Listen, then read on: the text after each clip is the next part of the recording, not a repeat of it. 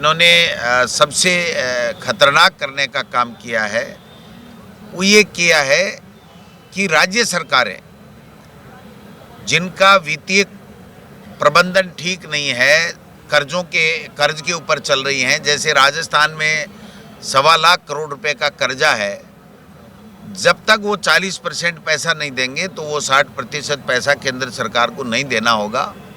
तो राजस्थान का जो वित्तीय प्रबंधन है या कुप्रबंधन है, उसके हिसाब से 1 रुपया भी वो दे नहीं सकेंगे, क्योंकि जो लोन लिया गया है, ऋण लिया गया है, उसकी किस्तें भरना और जो सरकारी कर्मचारी हैं उनकी वेतन देना वही उनके बलबूते का नहीं है।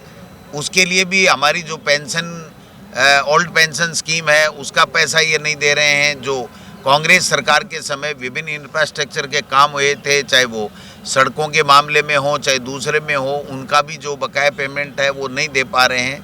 नई योजना ये ला नहीं पा रहे हैं। जो RGHS का पैसा है वो भी ये दे नहीं पा रहे हैं प्राइवेट हॉस्पिटलों को।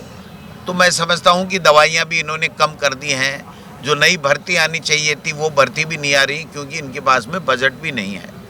तो मैं समझता हूँ कि ऐसे में इस कानून को बचाने के लिए देश के हर नागरिक अपनी जितनी यथासंभव है उतनी मदद करने के लिए तैयार है। और कांग्रेस पार्टी जिसने ये कानून ला करके एक मजदूर का, गरीब का स्वाभिमान को बचाने का काम किया था, उसको रोजी रोटी की व्यवस्था की थी, और वो किसी सेठ साहूकार के अपनी पेट भरने के लिए हाथ फैलाने की, जो झोली फैलाने की जो नौबत थी वो ख़त्म हो गई थी।